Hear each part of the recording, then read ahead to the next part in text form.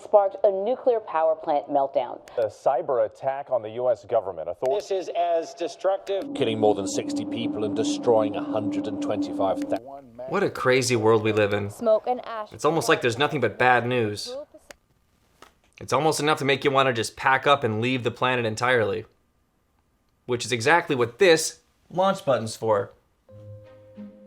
You can't tell by just looking at it, but this room is actually the cockpit to a very large spaceship that I've been building. And it's ready to launch the second that I press that button. But I'm not going to.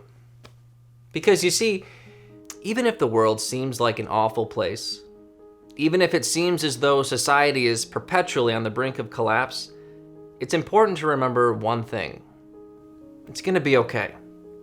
It's gonna get better. Life, with all of its crazy challenges and obstacles, is not something to run away from. You have to meet your challenges head on. For every day is a gift. Ryan, can you finally do these dishes?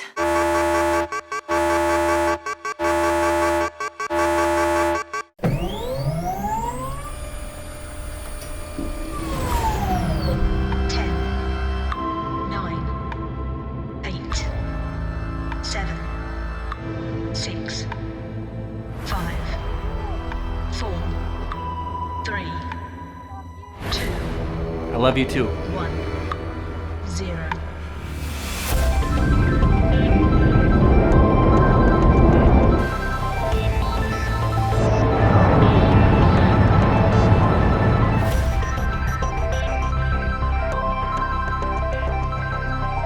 Oh my God.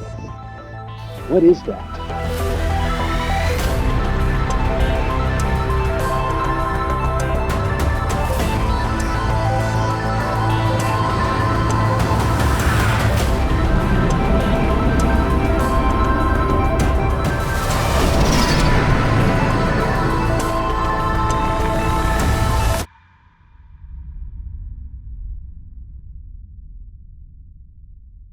Would you look at that view? Well, since we're now in space, it's the perfect time to watch a delightfully goofy movie about being launched into space. Spacecamp. Spacecamp has become somewhat of a cult favorite ever since its rocky premiere in 1986, and for good reason. But before we talk about the movie, why don't I slip into something more comfortable? There we go. You like it? It's an exact replica of the one that Neil Armstrong wore when he pretended to go to outer space. All right, enough chit chat. We have a movie to watch. An impossible mistake launched them into space. The adventure of their lives will be getting back home. Space Camp. Space Camp tells the story of an unlikely group of ragtag space camp students who go through the rigors of astronaut training, eventually being forced to learn how to work together when they accidentally get launched into orbit. The group needs to muster every ounce of teamwork they can in order to get back home safe. Before we get into the movie's complicated history, let's first marvel at the cool VHS cover. Look at that. And look at the cast. You have Leah Thompson, Kelly Preston, Tate Donovan, Tom Skerritt, Kate Capshaw, Larry B. Scott, and a pre-Joker Joaquin Phoenix. One very cool thing about the movie is that it was shot on location at the real official space camp at the US Space and Rocket Facility in Alabama, and shows a relatively grounded take on astronaut training. It's fun to watch as an adult, and I imagine watching this as a kid must have been even more fun. It feels like a Disney-fied version of Top Gun. But unlike Top Gun's effect on the Air Force, I'm guessing that Space Camp in Alabama didn't have a boost of applications after this movie came out, because 5 months prior to its release, this happened. 1 minute 15 seconds, velocity 2900 feet. Is the worst disaster in the history of the American space program, and President Reagan has declared a week of mourning for the 7 astronauts who lost their lives on their way into space this morning. In January of 1986, the Challenger space shuttle exploded, killing all 7 of its crew members. When Space Camp was released the following summer, people weren't really itching to see a movie about space shuttles and accidents that would endanger the crew. Roger Ebert wrote in his review that Space Camp is doomed even before it begins. So it's understandable that while the movie's budget was estimated at $18 million, it took in just under $10 million. But let's get into the movie's story. On its face, the premise of Space Camp is actually quite interesting. A motley group of quirky youngsters getting to know each other, eventually launched into space and forced to work together to save their own lives. And the movie really leans into their different personalities. First, we got Kevin, played by Tate Donovan, the reluctant leader who's too busy listening to rock and roll jams and chasing babes to take space camp seriously. Okay, I have 2 positions left, pilot and shuttle commander. I want to be the first female shuttle commander. It's okay, let her have it because I don't really care. It was a bold choice by the writers to make the team's leader a 25-year-old slacker who doesn't give a shit about space camp. And if the slacker attitude isn't enough to nauseate you, just wait until you see him stare down Leah Thompson again and again and again, like a total wacko. Leah Thompson plays Catherine. Catherine is a classic overachiever who is an astute and no-nonsense pilot. She has very serious aspirations to be an astronaut and wants nothing more than to prove to the world that she's got what it takes. Next is Rudy, played by Larry B. Scott. Rudy Tyler, man! He's got plenty of ambition, but not a lot of tact. Now the first lesson I want to teach you is... Whoa! Then we got Tish, played by Kelly Preston. She's a standard Valley girl type who's into fashion and makeup, but has a genuine love for science. Like listening to radio waves from space? I mean, like waiting for signs of intelligence? Like I know the feeling. The final team member is Max, played by Joaquin Phoenix, credited as Lee Phoenix in the movie. Okay, one screw up and you're back in the little leagues, got it? Copy, rogue leader. Like any other 10-year-old, Max is really into space. He's full of wonder and curiosity and has a really big heart, which I assume he stores in those enormous cheeks. Hi, I'm Andy Bergstrom. And the woman in charge of whipping this group into shape is Andy, played by Kate Capshaw. Andy is an accomplished pilot with big dreams of being an astronaut herself, just like her astronaut husband, Zach, played by Tom Skerritt. You get your chance next time. You're damn right I will. The movie actually starts with a scene depicting Andy as a little girl, wishing she were up amongst the stars, but instead she's stuck instructing a bunch of punk kids at space camp. Kids with big, disgusting cheeks. The last character we need to talk about is Jinx, a talking NASA robot. He's the world's only $27 million handyman. Where the hell is that ratchet? In your hand. He's also quite literal. Yes, Jinx takes things very literally, you see. Why do you have to take everything so literally? How else should I take it? That will come into play later on. For now, let's just enjoy a touching scene where Max repairs Jinx, forging one of the dumbest human-robot friendships ever put on film. You really need Jinx. You too, Max. Friends forever? Friends forever. Jinx is voiced by veteran voice actor Frank Welker, who's done voices for just about everything, from Garfield to Kermit. I do baby Kermit on the Muppet Babies. And Skeeter, don't forget Skeeter. Now she's a little girl, and he never mentions her because he's a male chauvinist frog. I bet that never gets old. So that's the cast of characters. Another great thing about the movie is the space camp action itself. Admittedly, it does feel a little bit like a commercial for space camp, but if I were watching this as a kid, well, that'd be fine by me. Look how much fun it is. It gets the inner astronaut in me all jazzed up. The movie also has some summer camp vibes. You have the campers teasing one another. Why don't you evaporate, laser brain? Yeah, I'll give Hey, you laser lay off brain. the kids! Tish gives Catherine a makeover, and Kevin and Catherine even sneak out of camp one night and get busted. Catherine, we were just talking. That's not the point, and you know it. Nobody cares about space camp more than I do. And you've been on my case since day one. Why? There's no room for mistakes.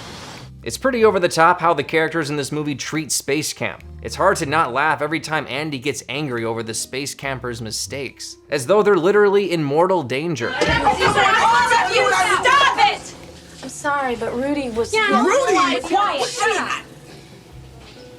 I don't want to hear about it. I can't hear it. You know why? Because you're all dead. The only person who isn't treating space camp like it's boot camp is Kevin, who doesn't even try to pull it together as the team leader. Okay, take over, Commander. Hey, it's not my job, man. I mean, you had to fight it to do that question. I'm sick and tired of doing no more windows, man. So the first half of the movie is setting up all the characters and how they fail to work together as a team. But that's just the setup for the second half of the movie, where the campers are launched into space. Light it. I imagine getting the kids into orbit was probably one of the larger headaches while writing the script. When I learned what space camp was about, I thought to myself, How in the hell do space camp students wind up in actual space? I can believe a group of kids would go on an epic treasure hunting adventure full of booby traps and pirate ships. I can believe a child would befriend an alien who crash landed on Earth. But kids being launched by NASA into space on accident? What kind of silly plot would allow for this? Well, first it's announced that NASA will be test firing the engines on the space shuttle. And not only can the space campers watch it happen, but some can even watch it from inside the rocket. And some of you are even going to be able to sit in this. What? From an astronaut's point of view. Next, Jinx, who takes everything 100% literally, overhears an upset Max wish that he was in space. Show's in space. Show's in space. Which then prompts Jinx to hack into some kind of backroom launch center so that on test fire day, when the engines turn on, they'll start to overheat. We have overheat on booster B. There's simply no way to cut the engines off, so to prevent the shuttle from exploding, they decide to launch the shuttle. Light it. This is all truly insane.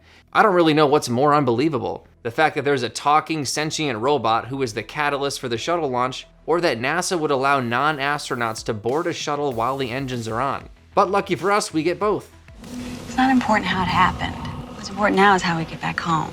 Probably could have just done away with the test firing and had the campers go into a completely inactive shuttle and have Jinx do his thing behind the scenes and turn on the engines himself. That would have made it slightly more believable. Anyway, now that everyone's in space, the movie starts to take on a bit of a different tone. The story shifts from a summer camp vibe to a dramatic thriller in space. Except it's not really all that dramatic or all that thrilling. It's like a poorly thought out Apollo 13. It bounces back and forth between mission control scrambling to try and figure out what's going on, and back to the shuttle where the young crew encounter problems like low oxygen levels and re-establishing communication. The rookie crew have several brushes with death, but it never really feels that thrilling. It's definitely funny, but I don't think the filmmakers wanted me to laugh at little Max drifting off into space.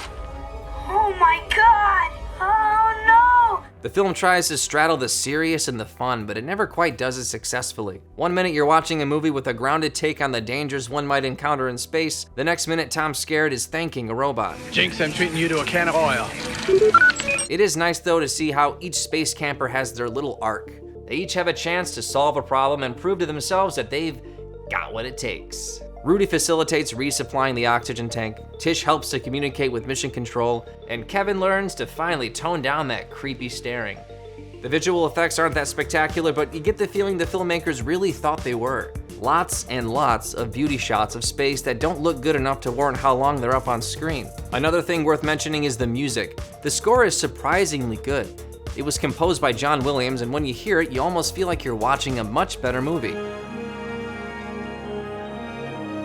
Perhaps I'm too hard on Space Camp, and it's not really the movie's fault for doing so poorly at the box office. From a marketing perspective, Space Camp being released the summer after the Challenger space shuttle exploded was not ideal timing.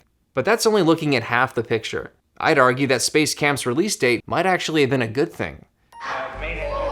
News Channel 9 cameras were inside 5th grade teacher Vivian Wood's classroom at Red Bank Elementary as the Challenger took off. Seeing the Challenger space shuttle explode as it happened must have been upsetting and confusing, even more so if you were a kid.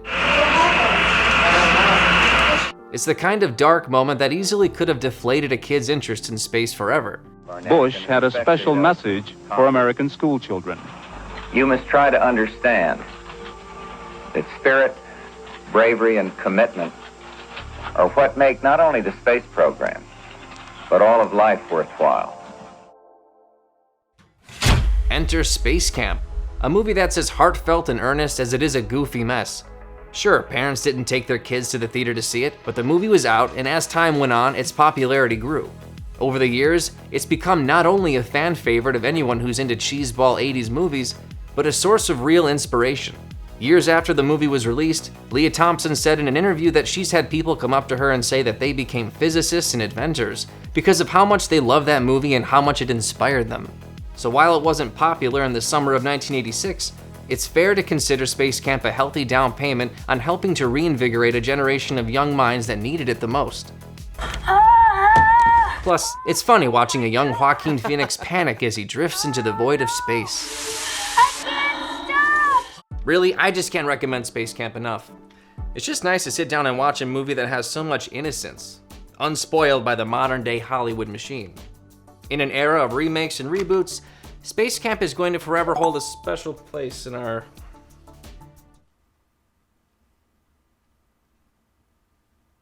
Never mind. Let's jettison this out to space and make room for the new and improved remake. Thanks again for watching. If you like this video, please consider subscribing to the channel so you can join me on the spaceship next time when I talk about one of my favorite childhood movies, 1987's Willow, a movie that isn't being remade or rebooted into some kind of television